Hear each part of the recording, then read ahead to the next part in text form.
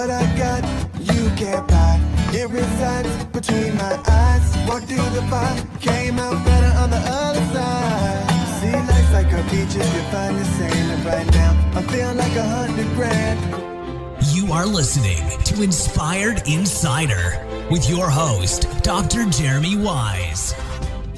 Dr. Jeremy Wise here, founder of InspiredInsider.com, where I talk with inspirational entrepreneurs and leaders. Today is no different. I have Kelly Sinclair. You can check her out at KS&Co.ca. And Kelly, before I formally introduce you, I always like to point out other episodes of the podcast people should check out. Since this is part of the Top Women Leaders series, I had Jess Gallica on, who started and founded Reclaim Your Career. So she kind of helps high-performing women in corporate transform their career trajectories. That was a really interesting one. And Pivot, she also wrote a book around it. Corinne Millian also specializes in HR and staffing. And really, she works with colleges and helps get really high-performing interns for some of these companies, and gets them great experience, gets the companies great staff that also can stay on later and be long-term staff for that company. Another good one was Winnie Hart of Twin Engine. She also has a book and has an amazing company, Twin Engine, because she actually has an identical twin. So check that one out as well. And more episodes on InspiredInsider.com. This episode is brought to you by Rise 25. Rise 25, we help you give to and connect to your dream relationships and partnerships. How do we do that? We do that by helping you run your podcast. We're an easy button for a company to launch and run a podcast. Kelly has a podcast. She's a big proponent of podcasting as well. We do the accountability, the strategy, and the full execution. So Kelly, we call ourselves the magic elves that run in the background to make it look easy for the host and the company so they can create amazing content, amazing relationships, and most importantly, run their business. For me, the number one thing in my life is relationships. And I'm always looking at ways to give to my best relationships. And I found no better way over the past decade to profile the people and companies I most admire and share with the world what they're working on. So if you've thought about podcasting, you should. If you have questions, go to rise25.com or email me at support@rise25.com. I'm excited to introduce Kelly Sinclair. She's CEO of KS&Co, ksco.ca. She hosts the Entrepreneur School podcast, an education hub for ambitious women or anyone really who wants to be ambitious and learn more about branding strategy, visibility. She works with people one-on-one. She also has group coaching programs and much more. So Kelly, thanks for joining me. Thank you so much for having me, Jeremy. I've been looking forward to this for quite some time. So start us off and just talk about KS&Co and what you do. Yes. So KS&Co has been an evolution for the last several years for me. And what we do primarily is we support entrepreneurs and small business organizations with building their brands and getting visibility so that they can build their audiences and grow. Because if you don't put yourself out there, if you don't create an audience, you don't have leads, you don't have sales.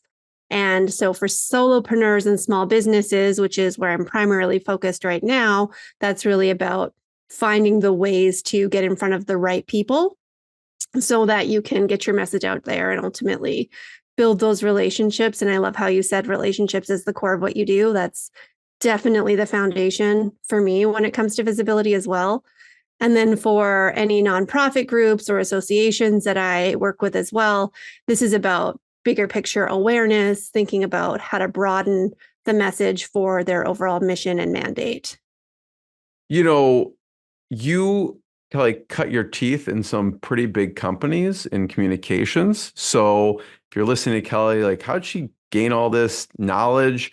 Talk about some of the experience and what you learned that you bring into what you do now. I know you worked with BP, National Public Relations, some big companies. What did you learn there that you bring into this company? So unlike a lot of entrepreneurs, which is surprising to me, I actually am still doing what I went to school to do, which is PR. But I love that PR and why I knew it was the right fit for me as well is because there's such a broad reach and what that actually means. It's about figuring out who you are, who you're talking to, and how to get that message in front of the right people. And so what's the goal of that message, whether it's to provide information, education, to help shift somebody's perspectives. A lot of what work that I did in the PR agency I worked for before and in corporate oil and gas here in Calgary was definitely, about shifting perceptions and helping people to see different ways of looking at things. And when I decided to start my own business and specifically focus on entrepreneurs, and I thought about how do you translate that skill, it's just about what are you getting your audience to try and do? What are you helping them to see? What are the perspectives that they need to be aware of and that you can shift for them that will help them ultimately realize that they need to work with you or buy your thing? Can you talk about that for a second? I think it's interesting, shifting perceptions and maybe an example from, like, it could have been from National Public Relations, BP, or anything, and you can keep the who are the sources anonymous. But what was an example of something that happened and then how you had to help the company or the person shift perception? Yeah, I mean, I worked a lot in crisis communication, so that's always like an interesting example. And yes, I was at BP during the major crisis that happened there. So that was a really interesting learning ground for public relations. And I was actually working in internal communications. So that was about like talking to the people about what's happening in this company and how people are perceiving our company. That's huge because the morale of the staff is largely how it's going to affect the company in a huge way. Yes. And ultimately, like the costs from that incident resulted in divestitures of the company. And so then dealing with people like literally sitting around waiting to be sold and how do you keep people like engaged and feeling proud about working? There was a very challenging job. I will definitely say that. And so it was just, I think a lot What do of you it do to comes down boost morale in that situation? Yeah. Because, I mean, I was talking to someone the other day on the show and something similar, right? Something happened with the company. They lost a client. And even just, I mean, it's not as big as something happened to BP, but to them, it felt huge. How do they communicate that to the team so people don't lose, energy and morale? So Mhm. what do you do with the company? I think the top thing is to listen. So it's about engagement, right? It's not about what is our message that we need to tell people and try and get them to believe things. It's about what are they worried about? What is keeping them up at night? What are they thinking about? And that again is a really interesting, you're like connecting some dots for me too. And like this transferability of the skill set is that when you as a business owner are thinking about what you're creating and the message you have and what you want to sell, it's really about understanding what your audience wants and needs because of what they think their challenge is, not what you know it actually might be. So in that situation, or whatever, something happens in the VP, would you go to the team members and say, hey, here's what happened. Like, what do you think about it? Instead of trying to spin a certain narrative? I mean, ideally, yes. Yeah. Okay. Yeah. So it would be like we had lots So of it's a town halls. more of a conversation than Yeah, like, lots of here, we're just going to putting conversations. out this narrative and hope people believe it or whatever. It's more putting it to them and saying, hey, like, what are your thoughts on it? Yeah. Yes. And we had a great leader at BB Canada at the time, I have to say. I felt like I was like 23. And so she's like the president. She's coming down and sitting on my desk and asking me what should she do? And I'm going, why? Why are you asking me? I don't know. But I would like, let's talk to You're people. throwing in the fire right away, Oh right? my gosh, so much. Let's talk to people and see what they're concerned about. Like, because, if your neighbors know that you work for this company and they think this company is terrible because, CNN is certainly portraying it that way, then what are they dealing with like over the fence in their backyard or, with their kids on the street? That was a really serious consideration. No, that's hugely valuable to hear from you because I don't know, like I maybe sometimes just jump to, okay, we got to put this message out there, but it's really talk to people, see what they're concerned about. And I feel like it's translatable too when we'll talk about the evolution of your services a little bit, which is the same thing. You talk to the customers, see what they want, see what their pain points are, instead of trying to put something out there that may not hit. So talk about, and I know you worked at the company, and unfortunately you had something tragic happen where your mom had breast cancer, and then you're like, you could probably relate to the interview I was saying, like a career change. Like, I can't do this anymore. You needed balance. You kind of saw the priorities for you, and you're like, I'm not doing this corporate thing, and family is more important. And you had kids at the time, so you changed course. What did you start off? So you're like, okay, I'm gonna do something different. What did you start off doing? We can kind of take the path. Yeah. So I was at the PR firm at the time when my mom passed away, and I had taken a leave of absence just before, as I was seeing kind of like the end is near. And it was way more near than I knew. Unfortunately, it was actually 8 days It's terrible. after Holy cow. I was like, finally had the realization. And so, that it's so cliche when they're like, life is short, right? And you don't know until you really know. Like, if you have had a personal loss in any way, you really understand this in a different level than maybe you thought you did beforehand. And I looked at what I was doing and how I was spending my time. And I remember, like, I lived just outside of Calgary, so I had to get downtown before rush hour. My husband was driving. I was a zombie.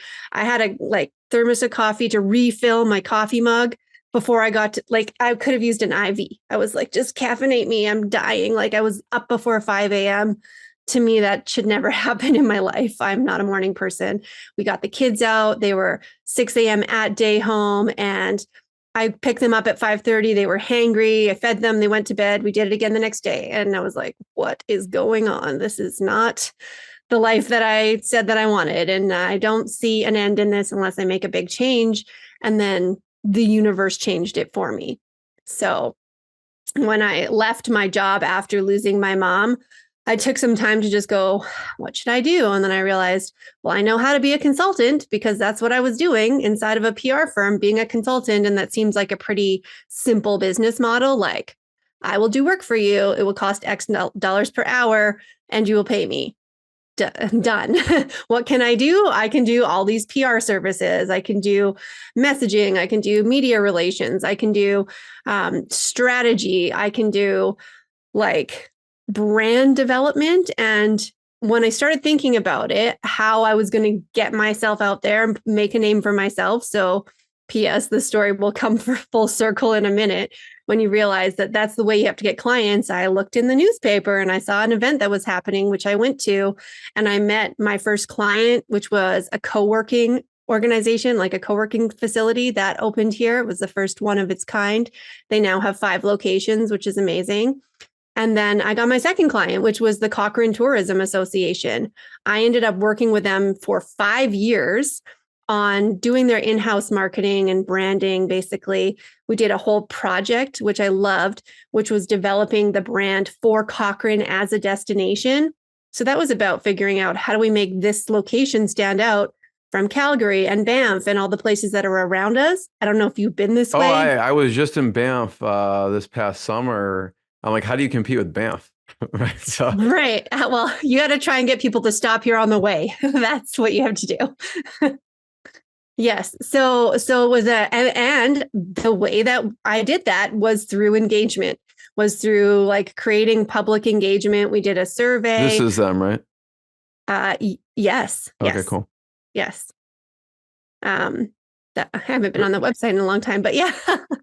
Yeah, we created all this. It actually, you can't even see it's the feeling anymore. Anyways, maybe they've evolved from there too, as brands do. They evolve. That's all fine. So you're saying they did a survey? We did a survey to get people's opinions on what is it that you love about Cochrane? Why should people want to come here? And to try and make it more than we're famous for ice cream currently. So how do we expand beyond the ice cream and make, people come for more than 30 minutes? So we created this brand called It's the Feeling, because we're in this beautiful valley. You come down the valley, you see the mountains, there's a river. It is beautiful. It's warm and welcoming and inviting. And that all came out of like connecting with the people who are around here to get input, to get feedback on how we can message and position this to who we're trying to reach. Yeah, no, I love that. It seems, again, like a pattern of asking, right? Surveying and coming up with answers coming straight from the people. What's interesting about the story, so I want to dig into the co-working space for a second. So I don't want to gloss over it because, okay, you see this in the newspaper, you go, okay, most people are like, yeah, I mean, I'm not introverted, but I'm definitely in a crowd, just kind of shy. So you decide, okay, I'm going to go, and you come out of that with a client, right? So how did the conversation start? What did you say? You know, this is your first client, so you seem pretty confident, like right off the bat. What did you say to get this client? How did it come about? That's such a good question, because he was like trying to create co-working before there was a space for co-working, right? So the event was actually at a coffee shop because he didn't have a space yet. So he was already like building his community and trying to create the connection and people and show the value of getting out of your house, which I 100% support. Like there's just days where I'm like, I need to get out of this basement that I'm in, right? And see people and interact and see what's going on. And I don't know, I think we just started talking about his launch and how to open a new like space and how to get recognition for that and become like a known name in the community, especially when it was something that was different. So I think I for sure was starting with the media opportunity in that, because this is new. This is the first of its kind in the community. And we will, create a plan. We'll create a launch event. We'll do media for it. And to be honest with you, part of the negotiation for the client was I worked in his co-working space as part of like my fee, basically. So he gave me, I don't know, a year in there. There's still my very first logo up on the wall. I've changed it a couple of times since, but it's really cute when I go in there now for a meeting or just he actually has a UPS drop-off site, which I think is really good for traffic for him. That wasn't my idea. It was his. It was great. So that was where we started having the conversation, like, what are the opportunities? How can you, get your name out there? And how can I support you with the things you don't know how to do? Because as a business owner, and especially if you're opening like a physical space, you've got lease negotiations and all of these other things, like figuring out like renovations and whatnot. You're not thinking about marketing. Like nobody usually gets into business to become a marketer. They get into business to do the thing they want to do with their business. Yeah, I love the part too, there's stuff from businesses that sometimes are valuable to us as well. So like a little bit of barter in there. I remember I had Dan Zawacki, who created Lobstergram, he was sending live lobsters to people. Now, I mean, at the time that was kind of novel. Now there's companies that do that, but he wanted, I think it was Lexus as a client. So he just asked, he's like, I want a Lexus.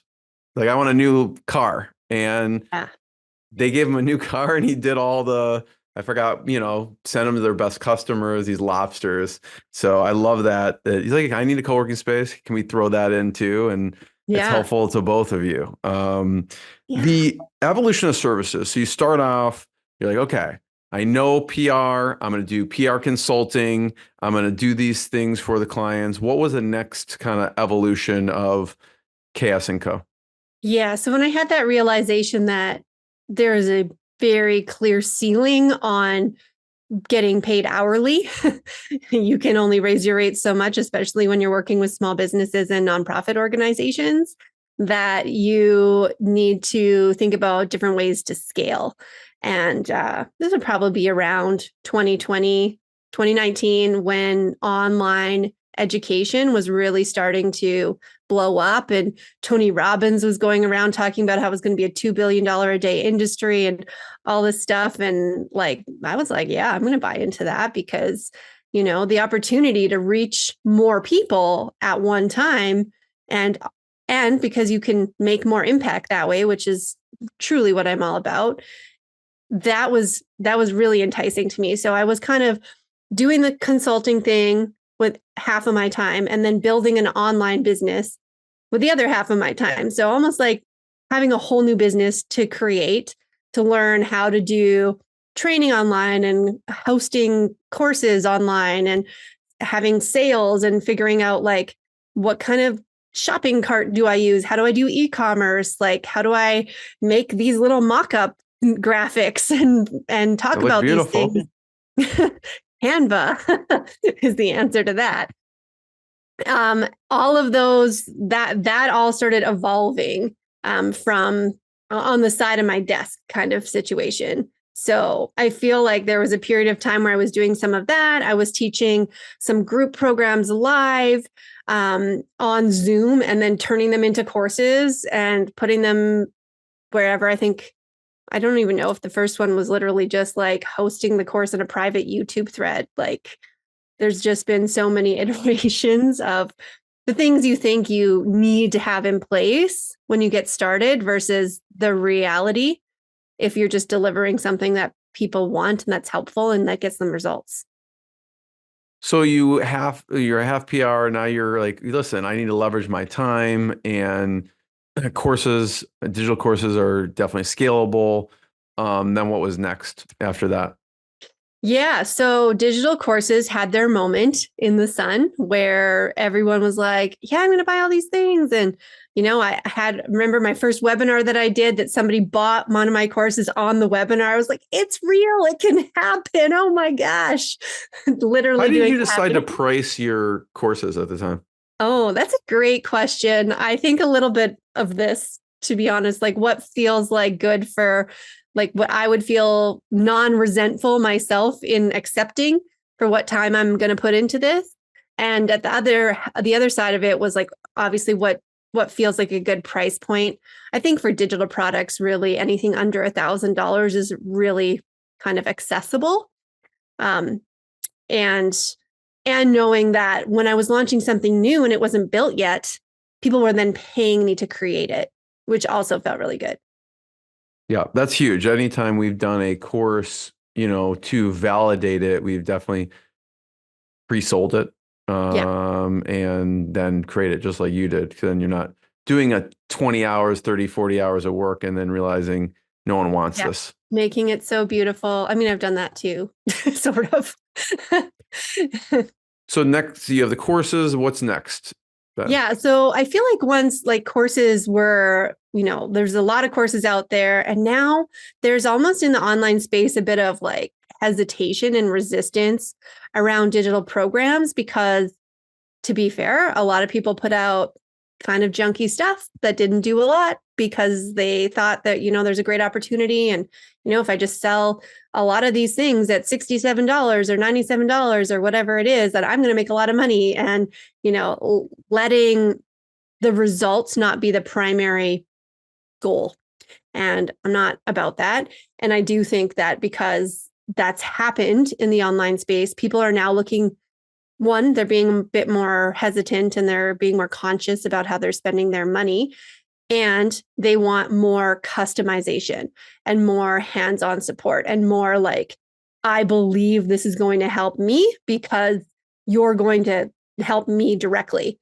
Like there's more of a communication. There's not just like, oh, I bought this course from this big name course person and I never get to talk to that person.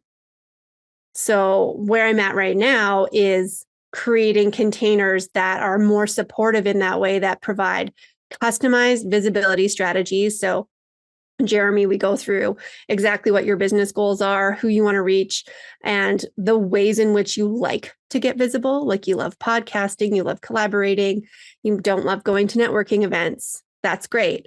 So let's figure out the way that's going to work best for you.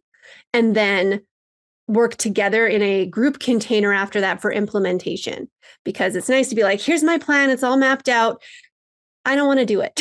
Or I'll come up with all the excuses to not make that a priority. And it's really important to make visibility a priority because these are the things, the seeds that you're planting that are eventually going to grow.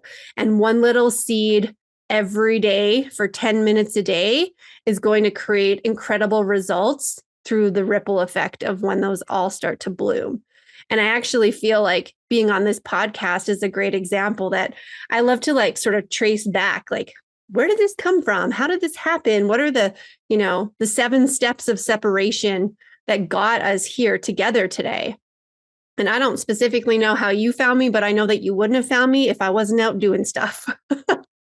So with the individual one-on-one coaching, and then there's the group coaching too, do they have to enter into one-on-one to get into the group coaching, or do people sometimes just enter straight into the group coaching program?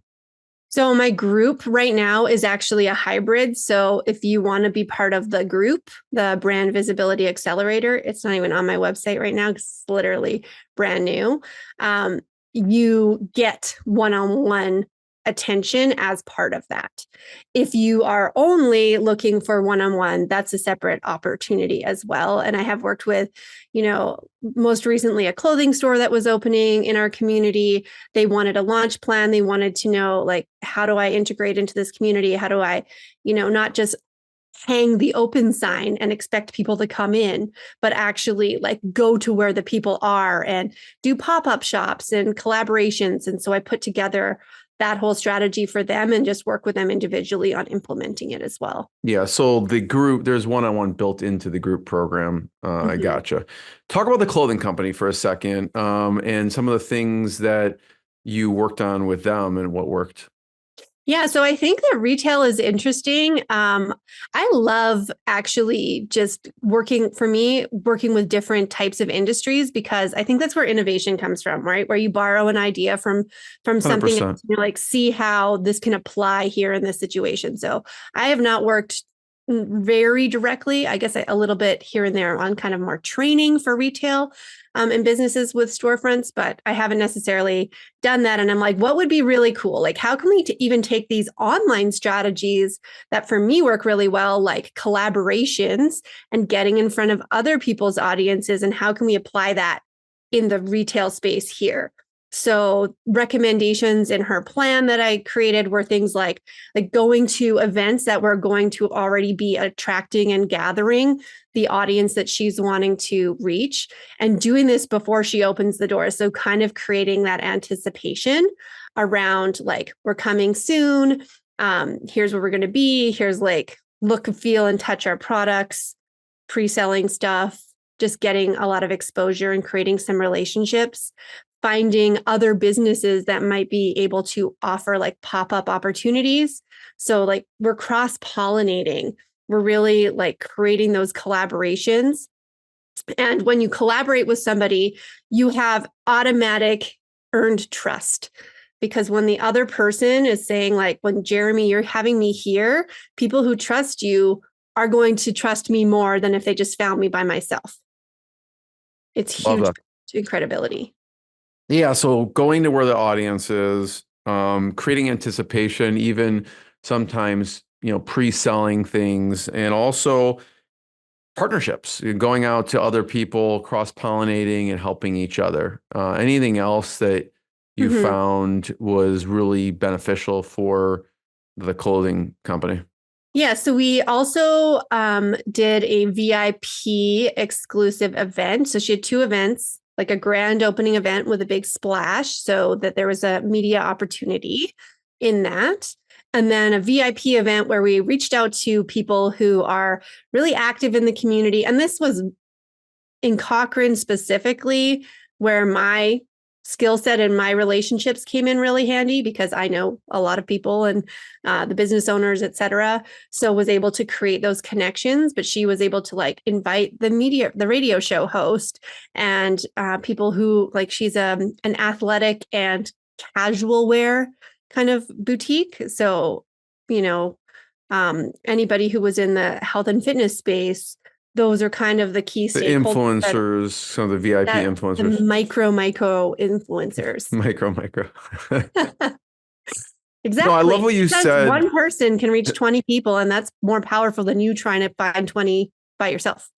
100%. Yeah, I love what you said about the innovation. I remember I was listening to Perry Marshall He was on the podcast. He wrote 80/20 Sales and Marketing and some other books. And he always said, and I don't know if he came up with it or whatever, but innovation comes from outside industry. And one of the examples he gave, again, you'll have to fact check this because I haven't, but that with the Apple computer, the charger, the magnetic charger came from like a coffee machine, one of the coffee machine Yeah. plugins, so that if someone hit it, it wouldn't spill on someone. It just, came off. So I always think when I'm plugging in the Mac, charger to my laptop, I'm like, oh, this came from outside industry, from a coffee machine or whatever. I heard something like that before with like the little spring in a ballpoint pen. I think that was either from aviation or they then took that into the aviation industry, like one or the other. Yeah, I love it. Yeah. First of all, Kelly, I have one last question for you. Before I ask it, I want to point people, if you've been watching the video, you've seen we pulled up the site. You can check it out, ksco.ca, and check out Kelly's website, what they're doing. I was going to say last question, but this is my second to last question. Who's some of your favorite guests you've had on the podcast? Ooh, oh, well, that's like asking me to pick my favorite child. Yeah, I mean, on a certain day, that's easy, as you know. Yeah, absolutely. I've had some great guests, and I have some really great upcoming guests too. That by the time this goes live, maybe they are not upcoming; they're live. So, okay, I'm going to tell a quick little story actually, because it ties all of this together. As a podcast host, you get pitched a lot of like, put my person on, put my person like on. 10 a day, but yeah. Oh, at least. And a lot of them are like, wah, wah, and you don't look at them again. But I had one that stood out a little bit, and then they followed up, and it was just a more creative pitch than I had seen before. And so this person, I look into them and they're like, what was the pitch? What was creative about it? Do you remember? I just like, actually the way it was like way more personalized of a message than the canned, like, insert podcast name here, insert guest name here. You know what I mean? That made it stand out. And so I look into this person, and first of all, I had never had a male guest on my show before. My show was initially created for moms to talk about like entrepreneurship and running a business and living a life and value, like keeping your family top priority. And so, but this guy is a dad. He has 5 daughters actually. So I was like, okay, we can go there. We can bring that part into it. But he also owns a helicopter and has like house parties with Post Malone and has like people on his stage like Ed Milet and Russell Brunson and big names, and like has had that 7,000 people events. And I'm like, okay, so he wants to talk to me. He didn't have a clue, actually, that he was being pitched to my show. His name is Keaton Hoskins. He's also known as The Muscle on Instagram. He was famous for a TV show. I think it was called Diesel Brothers or something like that. Anyways, I just talked to him about like ambition and how to grow. And we had a really great open and raw conversation about how he, ended up divorced and all of this because he was chasing money, and how to shift that perspective of success. Listen, if you have 5 daughters, I don't blame them.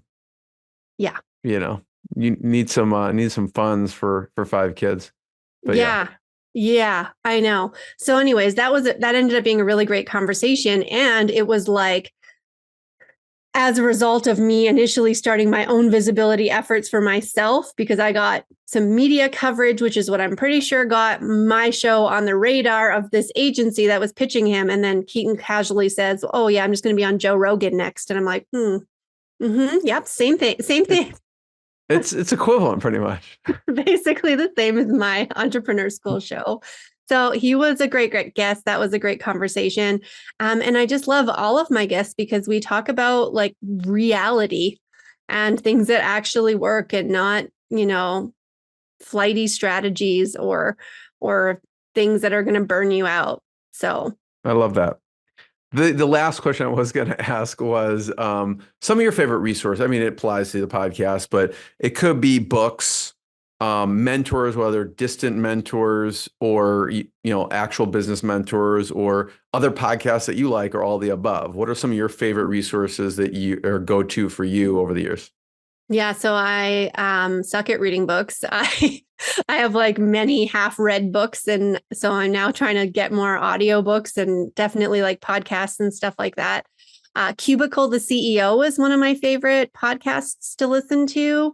Ellen Yin is a fantastic host, and she brings on guests and just like does case studies of things like with real numbers and real results, which is really awesome to listen to. And I'm going to shout out a mentor who I've worked with personally and just hosted an event that I attended, which was incredible. Her name is Jordan Gill. She's the host of Systems Saved Me. It's a podcast. That's her business name. That's where you can find her on social media as well. But she just brought together an incredible group of people in Dallas in September. And it was just pure collaboration and pure like genuine connections. And so finding those like smaller groups to get to be part of is incredible, because those relationships, I know, like some of them have already turned into podcast guesting collabs, and those are the things that are, like I was talking about, the seeds that you're planting that eventually lead to, I'm recording 4 podcasts this week. And when those all come out, I'm going to get all kinds of attention coming back to me as a result of that. But it's about being proactive as well. Totally. I want to be the first one to thank you, Kelly. This has been great. Thanks for sharing your journey, your story, lessons. Everyone can check out ksco.ca, ksco.ca to learn more and more episodes of the podcast. And we'll see everyone next time. Kelly, thanks so much. Thanks, Jeremy. What I got, you can't buy. It resides between my eyes. Walked through the fire, came out better on the other side. See, life's like a beach if you find the sand. And right now, I feel like $100 grand.